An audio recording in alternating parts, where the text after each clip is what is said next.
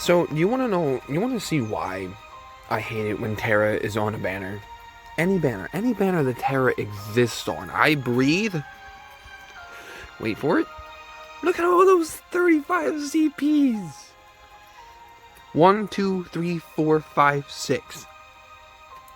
I pulled 6 of these before I even pulled the single gal weapon. Oh, but wait. There's more. You see that selfie 35 CP? Yeah, I didn't have that maxed at all. I pulled 5 of those, and then you could see the additional 2. You can see the additional 2 selfie 15s. Whenever she's on a banner, guys. I mean, I got Gal. He's maxed. I'm working on his boards right now, but like whenever she exists on a banner, she always gets in my way. So the wild child of the Veld, Gao Gao, makes his appearance alongside of Terra with her EX Plus. Let's just go ahead and jump right into it. So we'll start off with Terra. Terra only got an EX Plus that she had a prior level 70 Awakening and rework beforehand. So what does the EX Plus give her? The EX Plus, all passive is considered, because we're going to talk about it 3 out of 3, because if you do choose to build her up, that's what you should use. 3 out of 3. And it turns her EX into an 8-hit single AoE splash damage attack that changes her HP attack plus, which is a Brave Raise followed by a single target HP attack, into its dual cast variant, which works the same as Vivi's Double Holy, or no, Vivi's Double Fire and Eiko's Double Holy. It also grants her 9 stacks of her Magicite framed icon, as well as a new frame buff that she can start out at the beginning of the quest that raises her attack, max brave, and max overflow limit. And then everything else is just kind of standard potency increases and all that nice jazz. So this gives Terra the opportunity to inflict more damage and come right out the gate swinging. With a relatively fast recharging EX, you'll be finding yourself grabbing 9 stacks more often than not to do more damage.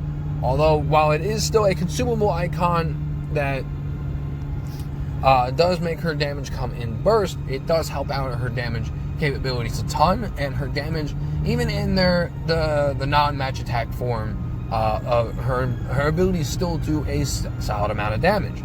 So, with all that said, is Terra important for the Chaos era? Unfortunately, no. Terra is still a dime a dozen DPS unit. So, while she does do good damage, that's all she brings is damage.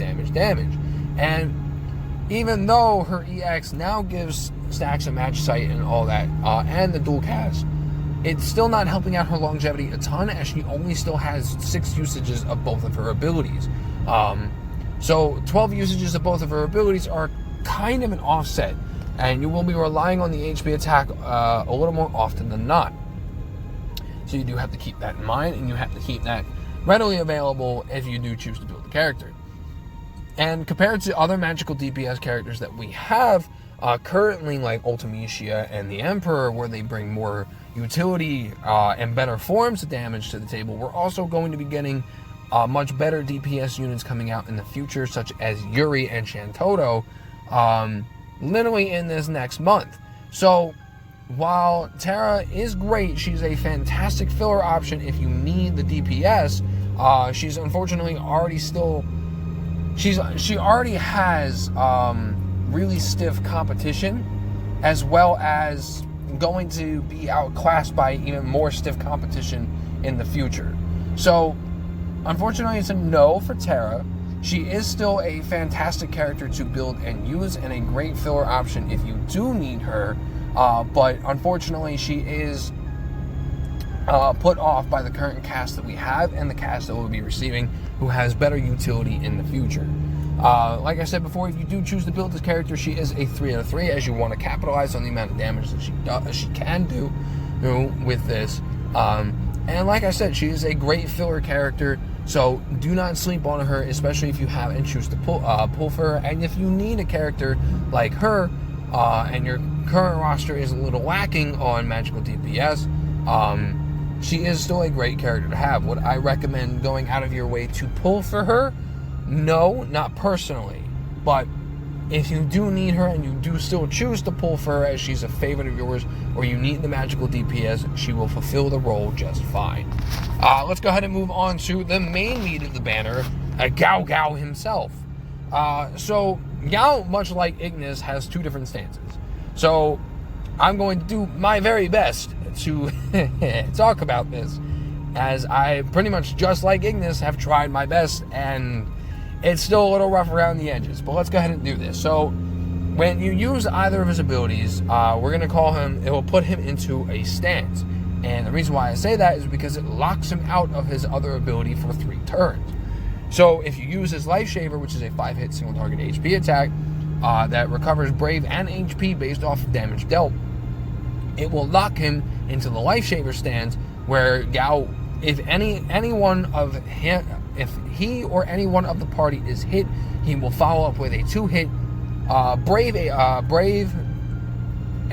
Brave attack, no HP damage, but will still heal and Brave Battery the target based off of Brave damage dealt.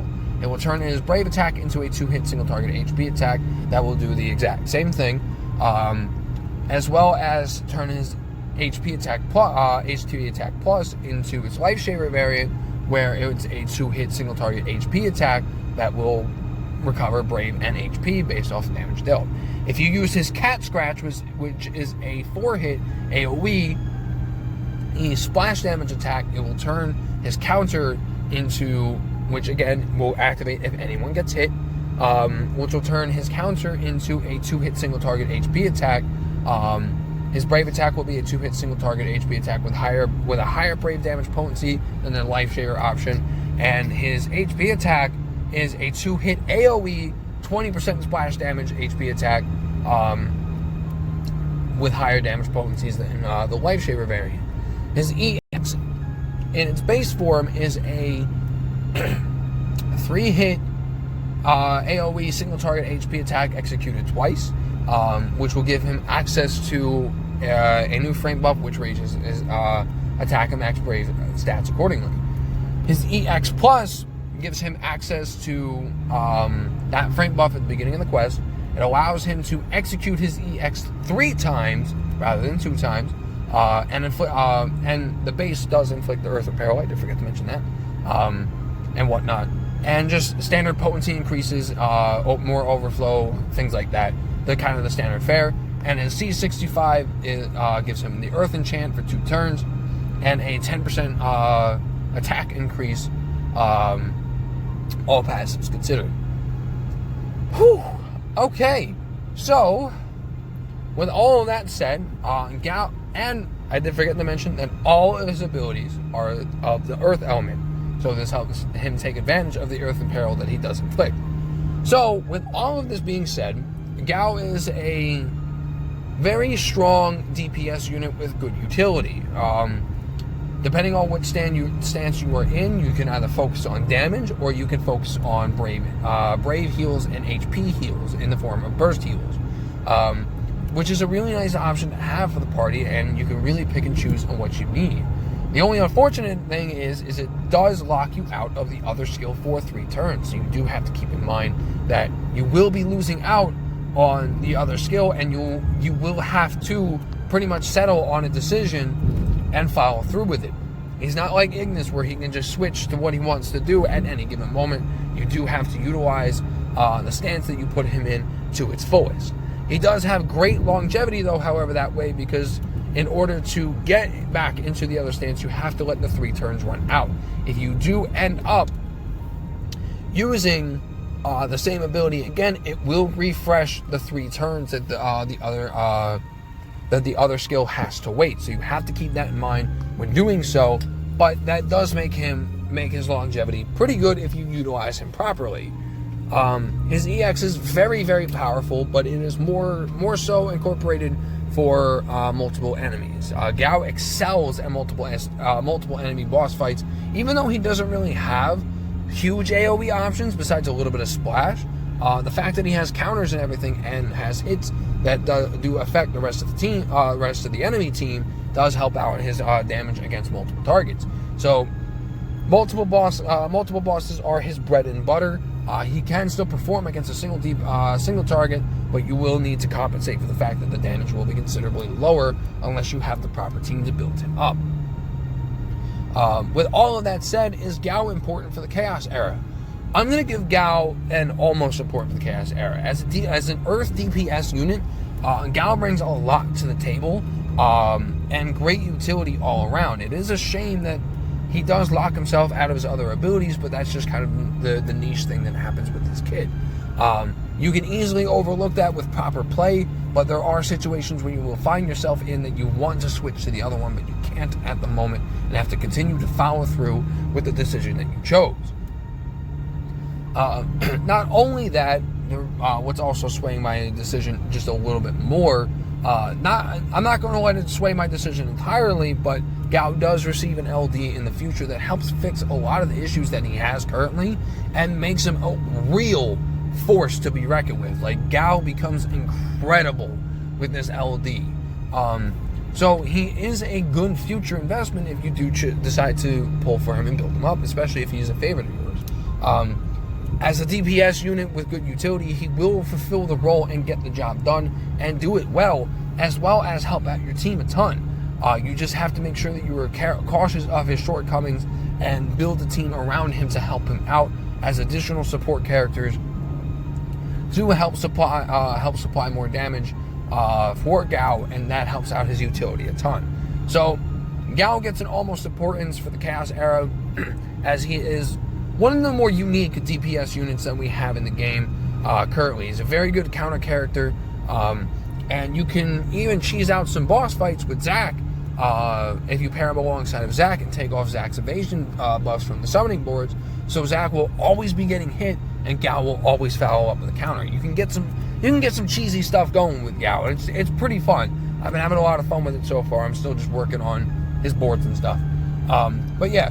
Definitely 3 out of 3 him, because his 3 out of 3 is stacked, which gives him his access to the HP attack plus variant, as well as the executed 3 times.